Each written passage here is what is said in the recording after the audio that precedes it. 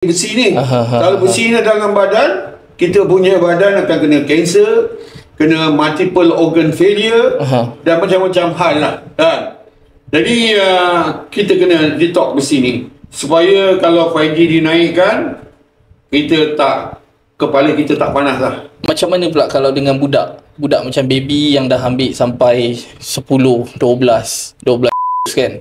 So kalau macam diorang kan kecil lagi, jadi tak boleh nak detox dan sebagainya kan. Ada yang sampai saya tengok dia punya allergic sampai sakit kulit lah. Kulit dia eczema kena semua kan. Ya betul. Jadi tuan-tuan, satu kesedihan lah. Sebab apa, di Amerika sekarang kanak-kanak dah diberhentikan oleh RFK Junior.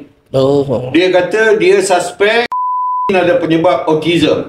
Di Amerika dengan di Malaysia bukan sama. Dulu setiap 5,000 orang satu autism. Sekarang ni di Amerika setiap 30 orang satu autism. Di Malaysia 36 orang satu autism.